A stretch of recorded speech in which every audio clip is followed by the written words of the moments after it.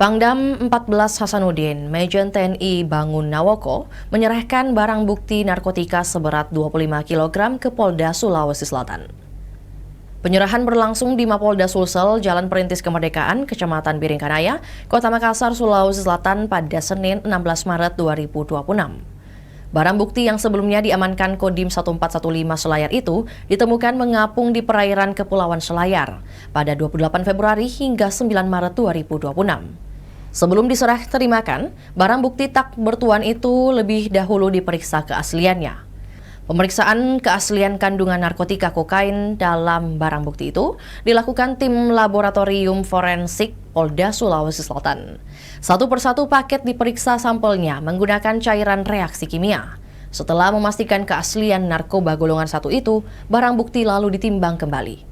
Setelah itu, Majen TNI Bangun Nawoko pun menyerahkan barang bukti itu ke Polda Sulawesi Selatan Irjen Pol Juhandani Raharjopuro.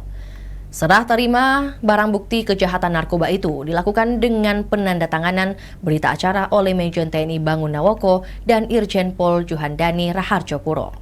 Majen Bangun menjelaskan awal mula temuan barang haram tak bertuan itu bermula pada Minggu 8 Maret 2026 sekitar pukul 21.00 waktu Indonesia Tengah. Seorang warga berinisial I menemukan karung mencurigakan.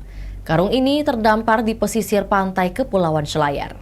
Karung itu berisi 24 kotak yang terbungkus lakban. Saksi lalu melapor ke Babinsa dan selanjutnya berkoordinasi dengan unit Intel Kodim Selayar dan Dandim guna memastikan jenis kandungan barang tersebut. Berdasarkan hasil pemeriksaan awal pada 15 Maret 2026, lanjut Bangun, barang tersebut dinyatakan positif narkotika jenis kokain.